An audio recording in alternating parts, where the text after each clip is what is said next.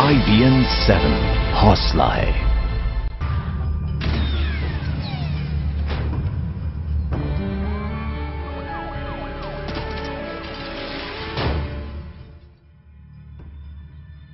Crime news में हम लेकर आए दिन भर की सबसे बड़ी आपराधिक घटनाएं। सत्ता के गलियारों में कई अपराध होते हैं लेकिन दब जाते हैं। इन गलियारों में कई मजबूर लड़कियों की चीखें दब गईं और जमाने को पता तक नहीं चला। आज हम आपके सामने लेकर आए हैं ऐसी ही लड़कियों की दर्द भरी कहानियां जो सत्ता के गलियारों में मौत की नींद सो गई। एक पूर्व केंद्रीय मंत्री की पत्नी और मशहूर सोशलाइट। करीब 1 साल पहले दिल्ली के 7 स्टार होटल के बिस्तर पर मिली थी सुनंदा की लाश। संदिग्ध थे हालात, खड़े होने लगे थे सवाल। क्या सुनंदा की हत्या की गई या सुनंदा ने खुदकुशी की? पोस्टमार्टम रिपोर्ट के मुताबिक सुनंदा ने की थी खुदकुशी। नहीं दिया गया था सुनंदा को जहर। लेकिन विस्रा रिपोर्ट ने बदल दी थी तस्वीर। दाल में नजर आने लगा था कुछ काला, क्योंकि उसने बताया था सुनंदा की मौत की वजह थी जहर। फिर मेडिकल बोर्ड की रिपोर्ट ने भी विस्रा जांच पर लगाई मुहर। कहा जहर से ही हुई सुनंदा की मौत। अब मौत के करीब 1 साल बाद दिल्ली पुलिस कमिश्नर ने किया है सनसनीखेज खुलासा। सुनंदा की हुई थी हत्या। ये नेचुरल डेथ नहीं है। दूसरा उन्होंने बताया है कि death is due to poisoning. देखिए सुनंदा की हत्या। किसने की हत्या? जी हां, सबसे अहम बात यह कि हत्या से पहली वाली रात क्या हुआ था। जी हां, शशि थरूर और सुनंदा के बीच उस रात झगड़ा हुआ था। झगड़ा के बाद सुनंदा ने किसी कॉन्फ्रेंस के लिए अपने नौकर नारायण सिंह से कपड़े मंगवाए थे। सुनंदा के नौकर नारायण सिंह ने एसडीएम को दिए बयान में ये चौंकाने वाली जानकारियां दी।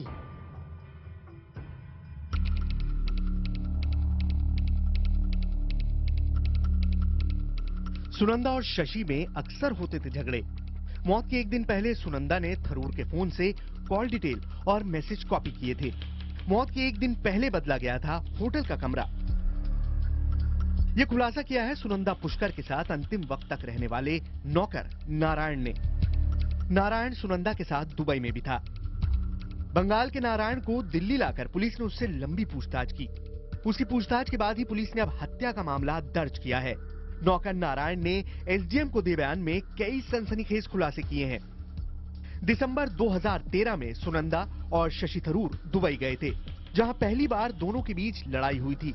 उस दौरान सुनंदा ने शशि को मारा था। 15 जनवरी को होटल लीला में कमरा लिया गया था। पहले रूम नंबर 307 था। नारायण के मुताबिक कमरे में जाते ही सुनंदा ने शशि के फोन और ट्विटर के मैसेज कॉपी किए। 15 जनवरी 2014 की देर रात सुनंदा ने शशि को फोन कर कहा था कि उसने सारी बात मीडिया को बता दी है। नारायण के मुताबिक उस रात शशि और सुनंदा में फिर से लड़ाई हुई थी। आपको बता दें कि सुनंदा ने पाकिस्तानी पत्रकार मेहर तरार पर कई आरोप लगाए थे। अपनी शादी तोड़ने की कोशिश करने का आरोप लगाया था। हालांकि तरार ने इन आरोपों को नकारा था। कोई क्रिमिनल ट्रायल शुरू हो जाता है, जब एफआईआर रजिस्टर हो जाता है तो केस की पहली एक लड़ी है। उसके बाद पुलिस की ड्यूटी है आगे इन्वेस्टिगेट करना और अगर केस बनता है तो फिर चार्जशीट फाइल करना। एसडीएम को दिए अपने बयान में नारायण ने यह भी बताया कि 16 जनवरी को शशि रात 8 से 9 के बीच होटल पहुंचे और नारायण से टीवी चलाने को कहा। नारायण के मुताबिक तबीयत खराब होने के बाद वो घर चला गया और जब लौटा तो कमरा नंबर बदलकर 307 से 345 हो गया था। होटल लीला में जो कमरा सुनंदा के लिए लिया गया था, वो कमरा नहीं था जिसमें सुनंदा की मौत हुई। लेकिन कुछ एक घंटों में ही वो कमरा बदल दिया गया और सुनंदा को उस कमरे में शिफ्ट कर दिया गया जहां उसकी मौत हुई। इन दोनों कमरों के बीच की भी कई कहानियां हैं और इसमें भी कई मोड़ हैं। नारायण के मुताबिक 16 जनवरी 2014 की रात शशि थरूर जयपुर जाने के लिए सामान लेकर रात करीब 12:30 बजे होटल पहुंचे। तब से लेकर सुबह 4:30 बजे तक दोनों में झगड़ा होता रहा। सुनंदा की मौत यानी 17 जनवरी के दिन आखिर क्या क्या हुआ? सुनंदा के नौकर नारायण ने आखिर मौत के रोज की किन बातों का खुलासा एसडीएम के सामने किया, ये बताएंगे अगली रिपोर्ट में। आलोक वर्मा, दिल्ली, IBN 7। तो आइए अब आपको दिखाते हैं हत्या वाले दिन बकौल नारायण क्या हुआ, कब पता चला कि सुनंदा की मौत हो गई है और उससे पहले क्या क्या हुआ। आपको बता दें कि उस रोज जो कुछ हुआ था उस बारे में वरिष्ठ पत्रकार नलिनी सिंह का भी बयान मजिस्ट्रेट के सामने दर्ज किया गया था।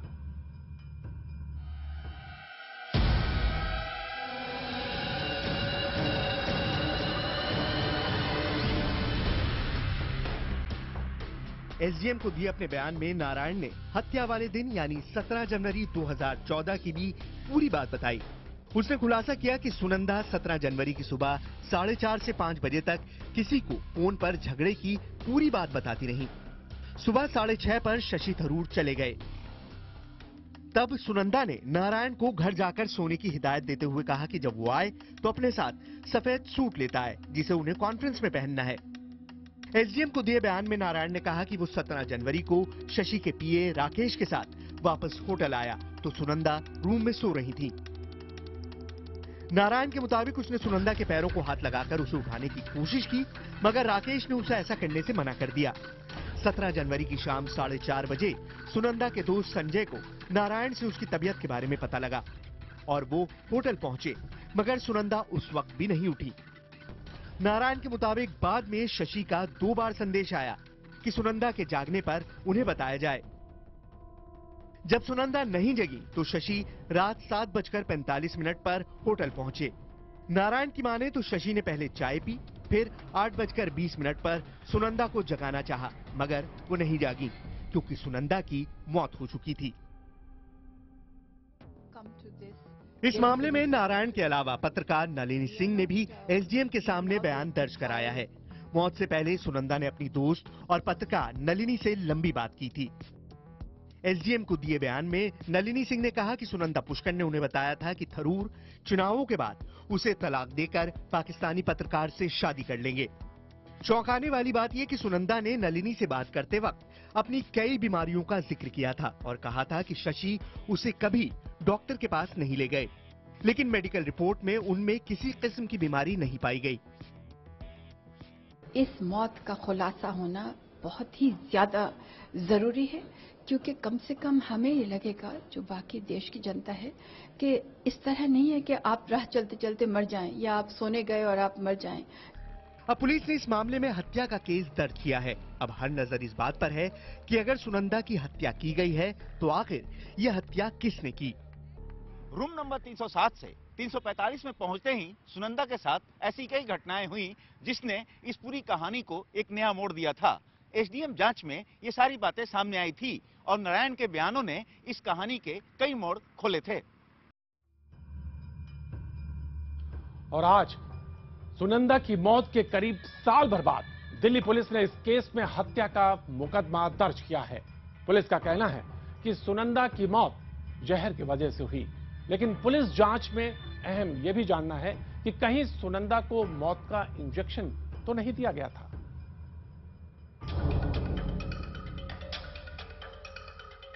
सुनंदा की मौत के करीब 1 साल बाद अब दिल्ली पुलिस ने इस मामले में हत्या का केस दर्ज किया है। कहा है कि जहर से उनकी मौत हुई है। हालांकि इससे पहले एम्स के फोरेंसिक विभाग के डॉक्टरों के पैनल ने भी अपनी रिपोर्ट में सुनंदा की मौत की वजह जहर बताई थी। बावजूद इसके पुलिस ने इस मामले में कोई रिपोर्ट दर्ज नहीं की। अब जाकर पुलिस ने धारा 302 के तहत हत्या का मुकदमा दर्ज किया है। क्लियर है कि डेथ नेचुरल नहीं है, तो ऑब्वियसली अननेचुरल डेथ के अंदर में जो धारा लगती है, जब हम एफआईआर दर्ज करते हैं 302 में, तो वो उसमें हमने एफआईआर दर्ज कर दी है। दिल्ली पुलिस कमिश्नर के मुताबिक अब उनके लिए ये पता लगाना अहम है कि सुनंदा ने जहर खुद लिया था या उसे दिया गया था। यही नहीं, पुलिस को शक है कि सुनंदा के हाथ पर जो इंजेक्शन के निशान मिले हैं वो उन्हें जबरन दिए गए। आपको बता दें कि सुनंदा के शरीर पर चोट के भी कुछ निशान मिले थे। अब आगे की तफ्तीश के लिए पुलिस सैंपल्स को विदेश भेजेगी। पहले तो ये बताना चाहूंगा, जो मेडिकल बोर्ड की रिपोर्ट में है कि ये डेथ अननेचुरल थी, ये death is due to poisoning poisoning could have been consumed orally or could have been administered through injection. गौरतलब है कि सुनंदा की मौत के बाद मौके पर पहुंची पुलिस को कमरे में एल्प्रेक्स दवा की स्ट्रिप्स बरामद हुई थी। दवा किसने प्रिस्क्राइब की थी और कहां से खरीदी गई थी, ये अब तक पता नहीं चला है। आपको बता दें कि पहले पोस्टमार्टम रिपोर्ट में कहा गया था कि मौत के वक्त सुनंदा के पेट में ना तो जहर था और ना किसी तरह की दवा, जबकि विसरा रिपोर्ट के नतीजे पोस्टमार्टम रिपोर्ट से एकदम उलट थे। उसमें कहा गया था कि सुनंदा की मौत ड्रग पॉइजनिंग की वजह से हुई थी और अब मेडिकल बोर्ड की रिपोर्ट ने भी इसकी पुष्टि की है। एम्स के 3 डॉक्टरों के पैनल ने विसरा और तमाम साइंटिफिक एविडेंस के आधार पर बनाई गई अपनी फाइनल रिपोर्ट में कहा है कि सुनंदा की मौत जहर की वजह से हुई। सुनंदा के शरीर पर चोट के निशान मिले। सुनंदा को कोई रोग नहीं था, शरीर के सारे हिस्से सही थे। अब हत्या का केस दर्ज करने के बाद पुलिस नए सिरे से इस केस में पूछताछ करेगी। आलोक वर्मा, दिल्ली, IBN 7।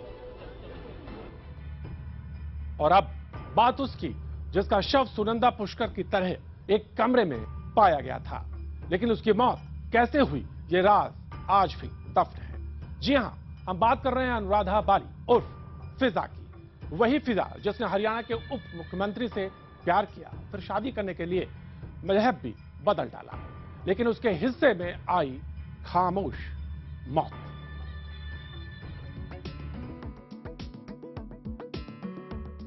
इस खूबसूरत चेहरे को कौन भूल सकता है।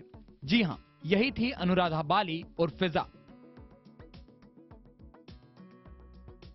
इस लड़की ने भी सत्ता के गलियारे से एक चांद को पाने की कोशिश की थी, लेकिन खुद ही खाक में मिल गई। अनुराधा बाली हरियाणा में एक पूर्व असिस्टेंट एडवोकेट जनरल के पद पर तैनात थी, जहां राजनीतिक लोगों से मिलना जुलना आम बात थी। लेकिन न जाने कौन सी घड़ी में यह हसीना राज्य के उप मुख्यमंत्री चंद्रमोहन को दिल दे बैठी। प्यार हुआ और दोनों ने इकरार भी कर लिया। चंद्रमोहन पहले से शादीशुदा था, लिहाजा शादी के लिए मजहब बदलने का रास्ता अपनाना पड़ा। अनुराधा बाली चंद्रमोहन के प्यार में फिजा बन गई और चंद्रमोहन ने भी चांद मोहम्मद बनना कबूल कर लिया। दिसंबर 2008 में दोनों का निकाह हुआ। फिजा अपने चांद को पाकर बेहद खुश थी। दोनों ने मीडिया के सामने आकर अपने रिश्ते को कबूल भी किया। फिजा और चांद की शादी ने हरियाणा के सियासी गलियारों में हलचल मचा दी। इस रिश्ते के लिए चंद्रमोहन को भी बड़ी कीमत चुकानी पड़ी और उनकी उप सीएम की कुर्सी छिन गई। काफी दिन तक दोनों साथ रहे, फिर एक दिन चंद्रमोहन अपने पुराने घर लौट गए। 28 जनवरी 2009 को फिजा ने कहा कि कुछ लोगों ने मारपीट के बाद चांद का अपहरण कर लिया है। इस मामले में चंद्रमोहन के भाई, पिता और पहली पत्नी पर अपहरण कराने का आरोप लगाया, लेकिन जल्द ही फिजा की गलतफहमी दूर हो गई, क्योंकि चंद्रमोहन का अपहरण नहीं हुआ था, बल्कि वो खुद ही फिजा को छोड़कर चला गया था। 29 जनवरी 2009 को चांद और फिजा के बीच दूरियां बढ़ी। चंद्रमोहन उर्फ चांद मोहम्मद के घर चले जाने से दुखी फिजा ने एंटी डिप्रेशन दवा की गोलियां खाकर आत्महत्या की कोशिश की। चिकित्सकों के अनुसार उसने एल्प्रेक्सोजल की 6 मिलीग्राम यानी 25 गोलियां खाई थी। इसके बाद मोहाली थाने में फिजा उर्फ अनुराधा बाली के खिलाफ आत्महत्या के प्रयास का मामला दर्ज किया गया। फिजा इस सदमे से उबरी भी नहीं थी कि चंद्रमोहन उर्फ चांद मोहम्मद सामने आए और बोले कि उन्हें अपनी पहली पत्नी और बच्चों की याद सता रही है, वो अपने घर लौटना चाहते हैं। यहाँ से फिजा और चांद का प्यार खत्म हो गया और शुरू हो गई तकरार। 16 फरवरी 2009 को फिजा के वकील ने मोहाली के एसएसपी से मिलकर चांद के खिलाफ शिकायत दी और चांद के खिलाफ धोखाधड़ी, दुष्कर्म, धार्मिक भावनाओं को ठेस पहुंचाने का आरोप लगाते हुए मामला दर्ज करने को कहा। 19 फरवरी को फिजा ने पंजाब मानवाधिकार आयोग के समक्ष चांद मोहम्मद के खिलाफ शिकायत दर्ज कराई। 20 फरवरी को चांद ने पंजाब पुलिस को लंदन से फैक्स भेजकर कहा कि उनके लौटने से पहले कोई शिकायत दर्ज नहीं की जाए। 10 मार्च को हरियाणा पुलिस ने चंद्रमोहन को उस मामले में क्लीन चिट दी जिसमें उनके खिलाफ फिजा ने शिकायत दर्ज करवाई थी। 12 मार्च को पुलिस ने चंद्रमोहन के खिलाफ फिजा की ओर से दी गई शिकायत की फाइल बंद कर दी। ये रिश्ता तो खत्म हो गया, लेकिन प्यार में दीवानी हुई अनुराधा को दुनिया ने फिजा के रूप में पहचानना शुरू कर दिया। इसके बाद फिजा ने फिजाए हिंद के नाम से एक राजनीतिक पार्टी भी बनाई। वो पंजाब में चुनाव लड़ने की तैयारियां कर ही रही थी, लेकिन उससे पहले ही पड़ोसियों के साथ उनका झगड़ा हो गया और इस मारपीट में अनुराधा को गंभीर चोटें आईं। उसके बाद से फिजा की जिंदगी बदल गई और फिर एक दिन अचानक ही खबर आई कि अनुराधा और फिजा का शव उनके घर से बरामद हुआ है। बताया गया कि अनुराधा के चाचा ने घर का दरवाजा खटखटाया तो दरवाजा नहीं खुला, जिसके बाद पुलिस को बुलाया गया। पुलिस ने दरवाजा खोला तो अंदर बदबू फैली हुई थी और फिजा का शव सड़ी गली हालत में मिला। आत्महत्या की आशंका जताई गई और मामला रफा दफा हो गया। फिजा की मौत के बाद फिर वही सवाल उठा कि क्या सत्ता के गलियारों में महिलाओं का अति महत्वाकांक्षी होना उनके लिए खतरनाक है। अनुराधा बाली और फिजा की मौत के बाद लोगों के दिमाग में कई सवाल आए जो आज भी लाजवाब हैं। सबसे बड़ा सवाल यही है कि क्या उसकी मौत किसी बड़े षड्यंत्र का हिस्सा थी, उसने आत्महत्या की थी या फिर उसकी हत्या की गई थी। Bureau report, IBN 7।